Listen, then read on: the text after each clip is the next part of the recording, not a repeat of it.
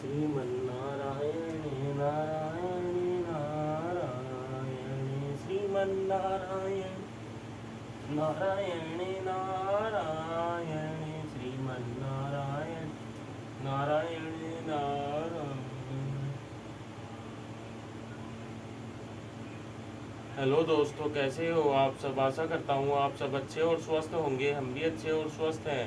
सभी दोस्तों को नारायण नारायण नारायण। आज हम आपको महाशिव पुराण के रुद्र संहिता तृतीय खंड का अगला अध्याय सुनाएंगे। कृपया हमारे वीडियो को ज़्यादा से ज़्यादा शेयर कीजिए, लाइक कीजिए और चैनल को सब्सक्राइब कीजिए। चलो अब हम शुरू करते हैं। जय ओ ब्रह्मा विष्णु महेश, आपकी सदाई जय जय हुए। कोई भूल चूक हुई हो तो क्षमा करना प्रभु।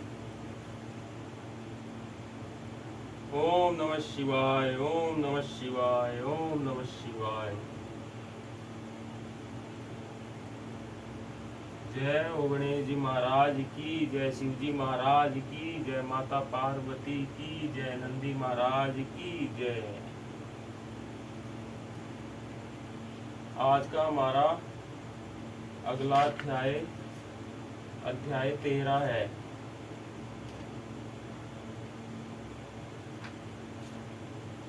हमारा अध्याय 13वां है।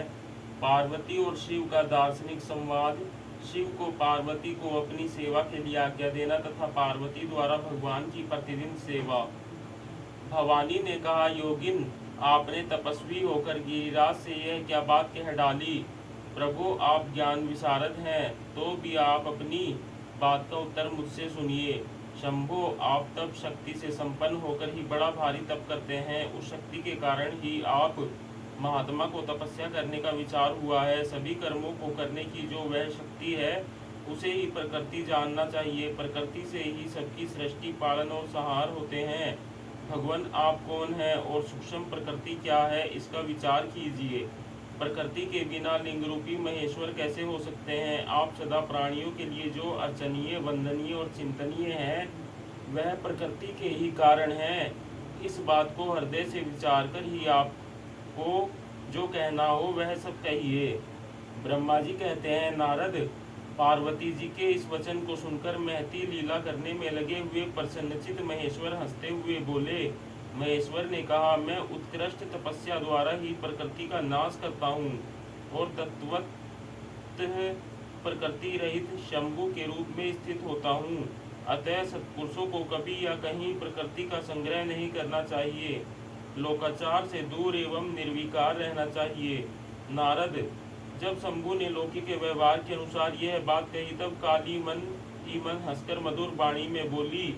काली ने कहा, कल्याणकारी प्रभु, योगिन, आपने जो बात कही है, क्या वह वाणी प्रकृति नहीं है। फिर आप उससे परे क्यों नहीं हो गए। इन सब बातों को विचार करके तात्विक दृष्टि से जो यथार्थ बात हो उसी को कहना चाहिए। यह सब कुछ सदा प्रकृति से बना हुआ है, इसलिए आपको न तो बोलना चाहिए और न कुछ करना ही चाहिए, क्योंकि कहना और करना सब व्यवहार प्राकृतिक ही है। आप अपनी बुद्धि से इसको समझिए। आप जो कुछ सुनते, खाते, देखते और करते हैं, वह सब प्रकृति का ही कार्य है। झूठे वाद विवाद करना व्यर्थ है। प्रभु शंभो, यदि आप प्रकृति से परे हैं, तो इस समय इस हिमवान पर्वत पर आप तपस्या किस लिए करते हैं। हर प्रकृति ने आपको निगल लिया है, अतः आप अपने स्वरूप को नहीं जानते। आप यदि अपने स्वरूप को जानते हैं तो किस लिए तप करते हैं। योगिन, मुझे आपके साथ वाद विवाद करने की क्या आवश्यकता है। प्रत्यक्ष प्रमाण उपलब्ध होने पर विद्वान पुरुष अनुमान प्रमाण को नहीं मानते। जो कुछ प्राणियों की इंद्रियों का विषय होता है, वह सब ज्ञानी पुरुषों को बुद्धि से विचार कर प्राकृत ही मानना चाहिए। योगेश्वर, बहुत कहने से क्या लाभ। मेरी उत्तम बात सुनिए। मैं प्रकृति हूँ, आप पुरुष हैं। यह सत्य है, सत्य है, इसमें संशय नहीं है। मेरे अनुग्रह से ही आप सगुण और साकार माने गए हैं। मेरे बिना तो आप निरीह हैं, कुछ भी नहीं कर सकते। आप जितेंद्रिय होने पर भी प्रकृति के अधीन हो सदा नाना प्रकार के कर्म करते रहते हैं। फिर निर्विकार कैसे हैं और मुझसे लिप्त कैसे नहीं। शंकर, यदि आप प्रकृति से परे हैं और यदि आपका यह कथन सत्य है, तो आपको मेरे समीप रहने पर भी डरना नहीं चाहिए। ब्रह्मा जी कहते हैं, पार्वती का यह सांख्य शास्त्र के अनुसार कहा हुआ वचन सुनकर भगवान शिव वेदांत मत में स्थित हो उनसे यूं बोले। श्री शिव ने कहा, सुंदर भाषण करने वाली गिरिजे, यदि तुम सांख्य मत को धारण करके ऐसी ऐसी बात कहती हो तो प्रतिदिन मेरी सेवा करो, परंतु वह सेवा शास्त्र निषिद्ध नहीं होनी चाहिए। गिरिजा से ऐसा कहकर भक्तों पर अनुग्रह और उनका मनोरंजन करने वाले भगवान शिव हिमवान से बोले। शिव ने कहा, गिरिराज, मैं यही तुम्हारे अत्यंत रमणीय श्रेष्ठ शिखर की भूमि पर उत्तम तपस्या तथा अपने आनंदमय परमार्थ स्वरूप का विचार करता हुआ विचरूंगा। पर्वतराज, आप मुझे यहाँ तपस्या करने की अनुमति दें। आपकी अनुज्ञा के बिना कोई तप नहीं किया जा सकता। देवाधिदेव शूलधारी भगवान शिव का यह कथन सुनकर हिमवान ने उन्हें प्रणाम करके कहा, महादेव, देवता, असुर और मनुष्यों सहित संपूर्ण जगत तो आपका ही है, मैं तुच्छ होकर आपसे क्या कहूँ। ब्रह्मा जी कहते हैं, नारद, गिरिराज हिमवान के ऐसा कहने पर लोक कल्याणकारी भगवान शंकर हंस पड़े और आदरपूर्वक उनसे बोले, अब तुम जाओ। शंकर की आज्ञा पाकर हिमवान अपने घर लौट गए। वे गिरिजा के साथ प्रतिदिन उनके दर्शन के लिए आते थे। काली अपने पिता के बिना भी दोनों सखियों के साथ नित्य शंकर जी के पास जाती और भक्ति पूर्वक उनकी सेवा में लगी रहती। नंदीश्वर आदि कोई भी गण उन्हें रोकता नहीं था। तात महेश्वर के आदेश से ही ऐसा होता था। प्रत्येक गण पवित्रता पूर्वक रहकर उनकी आज्ञा का पालन करता था। जो विचार करने से परस्पर अभिन्न सिद्ध होते हैं उन्हें शिवा और शिव ने सांख्य और वेदांत मत में स्थित हो जो कल्याणदायक संवाद किया, वह सर्वदा सुख देने वाला है। वह संवाद मैंने यहाँ कह सुनाया। इंद्रियातीत भगवान शंकर ने गिरिराज के कहने से उनका गौरव मानकर उनकी पुत्री को अपने पास रहकर सेवा करने के लिए स्वीकार कर लिया। काली अपनी दो सखियों के साथ चंद्रशेखर महादेव जी की सेवा के लिए प्रतिदिन आती जाती रहती थी। वे भगवान शंकर के चरण धोकर उस चरणामृत का पान करती थी। आग से तपाकर शुद्ध किए हुए वस्त्र से उनके शरीर का मार्जन करती, उसे मलती पहुँचती थी। फिर 16 उपचारों से विधिवत हर की पूजा करके बारंबार उनके चरणों में प्रणाम करने के पश्चात प्रतिदिन पिता के घर लौट जाती थी। मुनिश्रेष्ठ, इस प्रकार